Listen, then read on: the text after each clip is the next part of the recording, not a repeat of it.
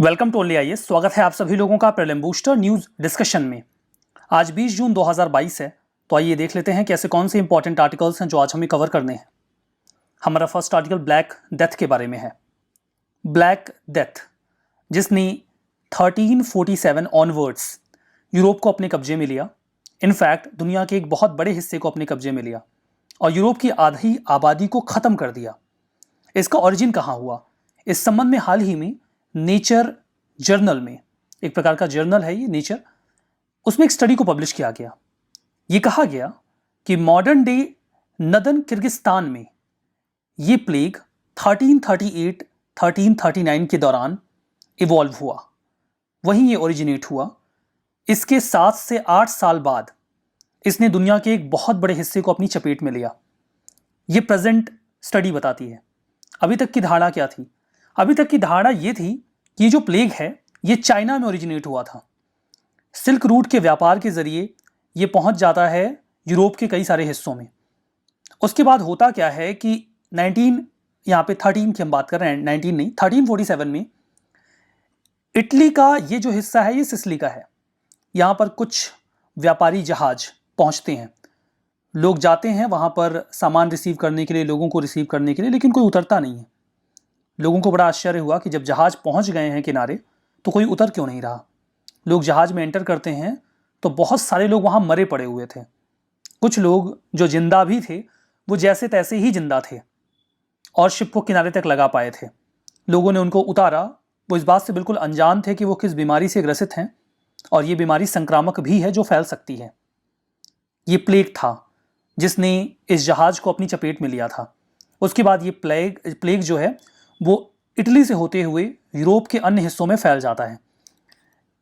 Northern Africa और western Asia ये सब इसकी चपेट में आते हैं और यूरोप की आधी आबादी इसी बबोनिक प्लेग में खत्म हो जाती है। इस प्लेग के ओरिजिन को लेकर ये स्टडी आई, black death mortal disease of buboes या फिर पेस्टिलेंस ऑफ बबोन्स, बबोन्स की महामारी। इसे बबोनिक प्लेग कहा गया बिकॉज इससे जो लिम्फ नोड्स होते हैं उनमें स्वेलिंग हो जाती थी। जो प्लेग था इसने मिलियंस की जान ली। ये western Asia, northern Africa, middle east और यूरोप यहां तक फैला। 1347 से 53 के बीच में इसका काफी ज्यादा स्प्रेड रहा। बबोनिक प्लेग एक रेयर जेनेटिक डिसीज रही जिसे ह्यूमन काइंड के इतिहास में डेडलिएस्ट एपिडेमिक माना जाता है। बहुत ग्रिम सिचुएशन हो गई थी उस समय यूरोप की। एपिडेमिक्स के आते हैं या पेंडेमिक्स आते हैं तो क्या होता है, आपने कोविड-19 के दौरान देखा होगा। लोगों को आइसोलेट करना पड़ता है, लोग अपने परिवार के सदस्यों से मिल नहीं पाते, उनसे दूरी बनानी पड़ती है, उनसे कांटेक्ट छोड़ना पड़ता है, रिश्तेदार तो बिल्कुल दूरी बना लेते हैं। कोविड-19 में जो आपने सिचुएशन देखी ये बहुत ज़्यादा ग्रिम थी। ब्लैक डेथ के समय पे माओ ने अपने बेटों को छोड़ दिया, भाई ने भाई को छोड़ दिया, क्योंकि कोई भी कांटेक्ट में जाएगा तो उसका मरना तय है। कोई बीमारी, ये ऐसी बीमारी थी जिसका कोई इलाज नहीं था। ब्लैक डेथ यर्सीनिया पेस्टिस जो एक बैसिलस बैक्टीरियम है उससे फैल रहा था। वाई पेस्टिस ये फ्लीज को इन्फेक्ट करता था जो चूहों के जरिए कैरी होता था। इसके बाद ये ह्यूमन पॉपुलेशन में आया और धीमे धीमे इंसानों से भी इंसानों में फैलने लगा। सिम्टम्स में इंटेंस फीवर, जॉइंट पेन्स और ब्लड की वॉमिटिंग शुरू हुई। जिसको भी ये हुआ वो 2 से 7 दिनों में अपनी जान गंवा बैठा। जो प्लेग है उसने ग्रोइंस या आर्मपिट्स में स्वेलिंग स्टार्ट कर दी। इससे होता क्या था कि जो बॉडी का कलर होता था वो काला हो जाता था and that was the reason कि इसे ब्लैक डेथ नाम दिया गया। So that was all about black death, एक ऐसा पेंडेमिक जो यूरोप और कई सारे अन्य हिस्सों में 1346 से 53 के बीच में फैलता है। हमारा next article BIMSTEC technology transfer facility के बारे में है। यूनियन कैबिनेट ने अभी हाल ही में, जिसको पीएम ने चेयर किया, मेमोरेंडम ऑफ एसोसिएशन अप्रूव कर दिया है जिसके तहत बिम्स्टेक टेक्नोलॉजी ट्रांसफर फैसिलिटी को डेवलप किया जाएगा। ये एक एग्रीमेंट है जिसे बिम्स्टेक मेंबर कंट्रीज आपस में साइन इसके लिए देखिए, एक एग्रीमेंट साइन हुआ था जो 5th बिम्स्टेक की समिट थी कोलंबो में, श्रीलंका में हुई थी 2022 में, उसी दौरान साइन हुआ था ये। और अभी इसको लेकर मेमोरेंडम ऑफ एसोसिएशन तैयार कर लिया गया है। ऑब्जेक्टिव ये होगा कि बिम्स्टेक में जो भी कंट्रीज शामिल हैं वो आपस में टेक्नोलॉजी को स्मूथली ट्रांसफर करें, कोऑर्डिनेट, फैसिलिटेट और स्ट्रेंथन किया जाए कोऑपरेशन को टेक्नोलॉजी ट्रांसफर के लिए, ताकि टेक्नोलॉजीज का जो ट्रांसफर है, experience sharing, capacity building share हो सके। टीटीएफ में एक गवर्निंग बॉडी होगी जो सारी एक्टिविटीज़ को TTF के कंट्रोल करेगी। और इसके भीतर एक गवर्निंग जो बोर्ड है उसमें मेंबर स्टेट से एक एक नॉमिनी होंगे। इससे टेक्नोलॉजीज़ का एक डेटा बैंक तैयार हो जाएगा, इंफॉर्मेशन की रिपोजिटरी होगी जो टेक्नोलॉजी का transfer, management, standard, accreditation, testing, calibration facility में मदद करेगी। कैपेसिटी बिल्डिंग होगी कंट्रीज़ की, ट्रांसफर और यूज टेक्नोलॉजी का आसानी से होगा बिम्स्टेक कंट्रीज़ में। हमारा नेक्स्ट आर्टिकल सुपर मून के बारे में है। स्ट्रॉबेरी सुपर मून को अभी हाल ही में दुनिया के अलग अलग हिस्सों में देखा गया। स्ट्रॉबेरी सुपर मून इसे इसलिए नहीं बोलते क्योंकि ये स्ट्रॉबेरी कलर का दिखता है। सुपर मून ये जो शब्दावली है इसे 1979 में for the first time Richard knoll ने कॉइन किया था। कई सारे नेटिव अमेरिकन इस समय होने वाले जो इस समय सुपर मून दिखता है उसे स्ट्रॉबेरी सुपर मून या स्ट्रॉबेरी मून कहा करते थे। इसका रीजन ये है क्योंकि ये वही समय है जब स्ट्रॉबेरीज को कलेक्ट किया जाता है क्योंकि वो पक जाते हैं, तो ये नाम उसके साथ एसोसिएट कर दिया गया है। सुपर मून बेसिकली एक ऐसा फुल मून होता है जब मून हमारी अर्थ के काफी नजदीक होता है। देखिए, जो मून है वो इलिप्टिकल पाथ पे अर्थ के चारों ओर चक्कर लगाता है, तो उस पाथ पर एक ऐसी जगह होती है जो काफी दूर होती है अर्थ से, उसे अपोजी कहा जाता है।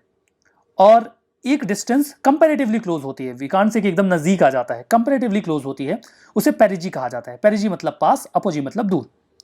तो एक तो पूर्णिमा का चांद हो और दूसरा पेरिजी पे हो तो वो थोड़ा सा बड़ा दिखता है, इसीलिए इसे सुपर मून बोलते हैं। 27 डेज में जो ऑर्बिट करता है मून अर्थ को, उसमें वो दोनों ही पॉइंट पे पहुंचता है, पेरिजी पे भी और अपोजी पे भी। जो पेरिजी है जो तुलनात्मक रूप से पास होता है वो 2,26,000 माइल्स होता है अर्थ से, जबकि जो अपोजी होता है वो 2,51,000 माइल्स होता है। तो ये डिफरेंस है जो उनको दूरियां पास बनाता है। सुपर मून एक ऑफिशियल एस्ट्रोनॉमिकल टर्म नहीं है, लेकिन इसका इस्तेमाल किया जाता है जब कोई भी ऐसा मून है या पूर्णिमा है जो पेरिजी के 90% क्लोज आ जाए, ऑलमोस्ट या बिल्कुल उसी पे आ जाए। हमारा नेक्स्ट आर्टिकल लॉर्ड बुद्धा के होली रिलिक्स के बारे में है। 4 होली रिलिक्स यानी कि उनके 4 अवशेषों को अभी 11 दिनों के एक्सपोजिशंस में लेकर जाया गया मंगोलिया में। मंगोलियन बुद्ध पूर्णिमा सेलिब्रेशन जो हो रहा है उसी दौरान प्रदर्शनी में से रखा जाएगा। ये जो पवित्र अवशेष हैं इन्हें बैत्सगान जो टेम्पल है गैंडेल मोनेस्ट्री का मंगोलिया में, उसके प्रेमाइस में वहीं पर शोकेस किया जाएगा। लोग देख पाएंगे, दर्शन कर पाएंगे। भगवान बुद्धा के ये जो पवित्र अवशेष हैं ये भारत में नेशनल म्यूजियम में रखे गए हैं। इन रिलिक्स को कपिल वस्तु रिलिक्स भी कहा जाता है क्योंकि बिहार में फॉर द फर्स्ट टाइम इन्हें 1898 में खोजा गया। ऐसा माना जाता है कि जो एंशिएंट सिटी रही कपिल वस्तु, वहीं पर भगवान बुद्ध का जन्म हुआ था और वहीं पर उनका बचपन भी बीता था। कपिल वस्तु के साक्य क्लैन से वो बिलोंग करते थे। 80 वर्ष की आयु में उन्होंने उत्तर प्रदेश के कुशीनगर डिस्ट्रिक्ट में सेल्वेशन प्राप्त किया। कुशीनगर के जो मल्ल क्लैन के लोग थे उन्होंने उनकी बॉडी को क्रीमेट किया एक सेरेमनी के साथ, जैसे एक यूनिवर्सल किंग की सेरेमनी होनी चाहिए। फ्यूनरल पायर से जो चिता थी उससे रिलिक्स को कलेक्ट किया गया और उन्हें 8 हिस्सों में बांट दिया गया और उन 8 हिस्सों को 8 महानगर के 8 क्लैंस में डिस्ट्रीब्यूट कर दिया गया, जैसे मगध के अजातशत्रुस को, वैशाली के लिच्छवीस को, कपिल वस्तु के साक्यास को, कुशीनगर के मल्लास को, अलाकप्पा के बुलिस को, पावा के मल्ल को, रामग्राम के कोलियास को और वेथाडिपा के ब्राह्मणास को। यहां पर ये जो रिलिक्स डिवाइड किए गए, इसका बेसिक ऑब्जेक्टिव ये था कि सभी क्लैंस वहां पर एक पवित्र स्तूप बनाए उनके रिलिक्स के ऊपर, और ये 8 स्तूप बनाए भी गए। इन स्तूप को बॉडली रिलिक्स ऑफ बुद्धा या शरीरी का स्तूप कहा जाता है, जो उनके शरीर के अवशेषों पे बनाए गए हैं, इसलिए काफी ज्यादा पवित्र माने जाते हैं। ऐसा कहा जाता है कि अशोक ने, जिनका समय 272 से 232 BC रहा, उन्होंने इन 8 में से 7 स्तूपाज में से इन रिलिक्स को निकाल लिया और उन्हें 84,000 स्तूपाज में प्रतिष्ठापित कर दिया गया। उनका बेसिक ऑब्जेक्टिव ये था कि वो बुद्धिज्म को और प्रचारित करें और प्रसारित करें और जो स्तूप का कल्चर है उसे बढ़ाया जाए। स्तूप का महत्व तब ज्यादा होगा जब उसके पास बुद्ध के अवशेष होंगे। तो इन बुद्ध के अवशेषों को निकाल के 84,000 स्तूपों में बांट दिए गए। हालांकि इसके बहुत अच्छे ऐतिहासिक साक्ष्य नहीं है। कपिल वस्तु एंशिएंट सिटी हुआ करती थी इंडियन सबकॉन्टिनेंट में, जहां पे साक्य क्लैन का शासन हुआ करता था। बुद्धिस्ट टेक्स्ट पाली कैनन, जो कि थेरवाद बुद्धिस्ट ट्रेडिशन का एक टेक्स्ट है, उसमें ऐसा बताया गया है कि जो कपिल वस्तु थी वो गौतम बुद्ध भगवान जो थे उनका चाइल्डहुड होम था, और ये साक्यास की कैपिटल भी हुआ करती थी। यहाँ पे देखिए क्वेश्चन है, कुछ बुद्धिस्ट रॉक कट केव्स को चैत्या कहा जाता है, कुछ को विहारा, दोनों में अंतर क्या है? सही जवाब बी है। चैत्य वो जगह होती है जहां पे लोग पूजा करते हैं, और विहार वो जगह है जहां पर बुद्धिस्ट मॉन्क्स रहा करते थे। अटलांटिफिकेशन न्यूज में है, नेक्स्ट आर्टिकल है। एक स्टडी के अकॉर्डिंग आर्कटिक रीजन के पास में, नॉर्वे के नजदीक में काफी लंबे समय से अटलांटिफिकेशन देखा जा रहा है। यहां पर जो वार्मिंग हो रही है, गर्मी हो रही है, वो दुनिया में जो एवरेज है उससे 7 गुना ज्यादा है। क्या कारण है समझिए। बैरेंट्स सी का रीजन है ये। बैरेंट्स सी एक सी है जो आपको नॉर्वे के नॉर्थ में और ग्रीनलैंड के साउथ ईस्ट में मिलता है। आप अगर इसके चारों ओर की वाटर बॉडीज को देखेंगे तो आपको इसके वेस्ट में मिलेगा ग्रीनलैंड सी। ये देखिए, ये ग्रीनलैंड सी है। आपको नॉर्थ में मिलेगा आर्कटिक सी। फर्दर आप इसके आर्कटिक नॉर्थ में मिल जाएगा, और ईस्ट में मिल जाएगा कारा सी। ये देखिए यहां पे कारा सी है। रशिया और नॉर्वे के बीच में आपको ये मिलेगा, ठीक है। जो ये सी है इसे डिवाइड किया गया है रशिया और नॉर्वे के बीच में अनक्लॉज के according, United Nations convention on law of the sea के अकॉर्डिंग। अटलांटिफिकेशन क्या है इस इमेज से समझिए। ये है अटलांटिक ओशन और ये है आर्कटिक ओशन। आर्कटिक ओशन का पानी होगा ठंडा, अटलांटिक ओशन का होगा गर्म। आर्कटिक ओशन का जो पानी ठंडा है उसके ऊपर बर्फ की एक परत जम जाती है, ये परत बर्फ की है, और उसके नीचे ठंडा पानी होता है। फिर अटलांटिक ओशन का पानी जो है, जो कि गर्म है और खारा है, वो आर्कटिक ओशन के पानी के नीचे चला जाता है। ये स्ट्रैटिफिकेशन इसलिए बना रह पाता है बिकॉज जो अटलांटिक ओशन का पानी है वो सलाइन है, और जो सैलिनिटी का लेवल है वो ये लेयर मेंटेन करके रखता है। यहां नुकसान क्या होता है कि ऊपर से ग्लोबल वार्मिंग की वजह से ये बर्फ पिघलती है, और नीचे से जो गर्म और खारा पानी अटलांटिक ओशन का आर्कटिक रीजन में चला गया है उससे भी ये बर्फ पिघलती है। तो यहां पे बर्फ के पिघलने की दर बाकी जगहों से 7 गुना बढ़ गई है। और ये जो इफेक्ट है जो अटलांटिक ओशन के गर्म और खारे पानी की वजह से क्रिएट हो रहा है आर्कटिक ओशन के रीजन में, इसे ही अटलांटिफिकेशन कहा जा रहा है। आप समझ गए ना क्या मामला है? वही बात यहां पे लिखी गई है कि अटलांटिफिकेशन क्या है, वही मैंने आपको इमेज में समझा दिया है, आप समझ भी गए हो। इसका इफेक्ट क्या होता है? इफेक्ट ये है कि ग्लोबल क्लाइमेट चेंज इसके बैकग्राउंड में रीजन तो है ही, इसने एक्चुअली में एक्सकेलेट कर दिया है इस पूरे एरिया को। आर्कटिक रीजन में यह प्रभाव बहुत ज्यादा बैरेंट्स सी में देखा जा रहा है, जहां पे नीचे से अटलांटिक ओशन के पानी की गर्मी है और ऊपर से ग्लोबल वार्मिंग की। इस वजह से जो ग्लेशियर्स हैं वो काफी तेजी से पिघल रहे हैं और सरफेस भी गर्म हो रहा है। तो जो ग्लोबल टेम्परेचर है वो काफी तेजी से बढ़ ही रहा है। ये सोलर रेडिएशन को ज्यादा एब्जॉर्ब करेगा, इसका जो एक साइक्लिकल इफेक्ट है वो बढ़ जाएगा। ये ocean circulation, weather pattern, Arctic ecosystem, food chain सभी को प्रभावित करेगा।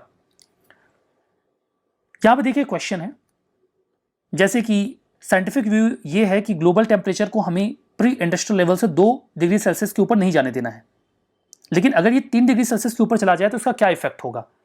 4 ऑप्शंस हैं। Terrestrial biosphere net carbon source बन जाएगा, कोरल मोर्टेलिटी होगी, ग्लोबल वेटलैंड्स पूरी तरीके से खत्म हो जाएंगे, और सीरियल्स का कल्टीवेशन पॉसिबल नहीं होगा। ये दोनों एब्सोल्यूट स्टेटमेंट हैं, दोनों गलत हैं। पहला और दूसरा करेक्ट है, बी आंसर है।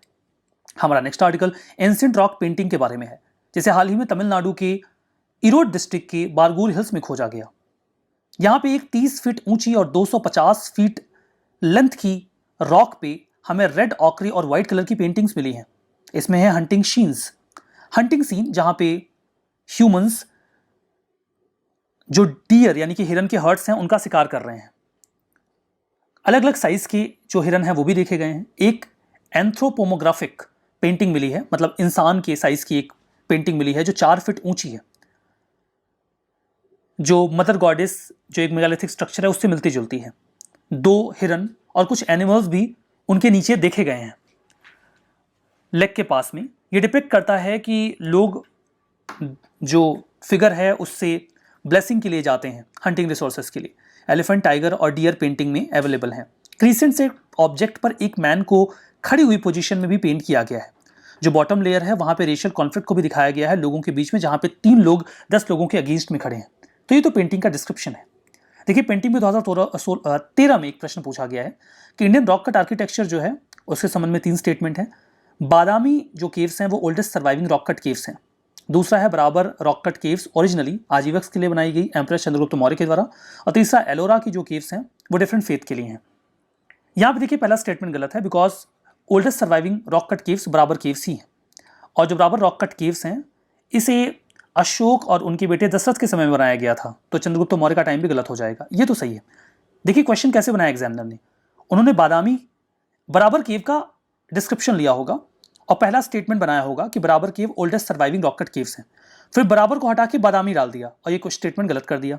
फिर बराबर रॉक कट केव्स का यहाँ दूसरा स्टेटमेंट उठाया, वहाँ पे ये होगा कि इसे एम्परर अशोक ने बनाया था, तो उन्हें हटा के चंद्रगुप्त मौर्य डाल दिया। इस तरीके से उन्होंने दोनों स्टेटमेंट गलत किए और फिर एक तीसरा स्टेटमेंट अलग से एलोरा केव्स का डाल दिया जो सही डाल दिया। तो स्टेटमेंट फ्रेम करने का तरीका देखिए कि एग्जामिनर कैसे क्वेश्चन फ्रेम करता है। जब आप ये समझ जाएंगे तो क्वेश्चन को सॉल्व करना काफी आसान हो जाता है। तो हमारा आज का ये सेशन यहां पर तो हुआ, रिवीजन कर लेते हैं। देखिए ब्लैक डेथ, इसे यर्सीनिया पेस्टिस बैसिलस बैक्टीरियम के द्वारा कॉज किया जाता है, सही है। सुपर मून, जब फुल मून कोइंसाइड होता है अपोजी के साथ तब ये होता है, गलत है, पेरिजी के साथ। कपिल वस्तु शाक्य क्लैन की कैपिटल थी, सही है।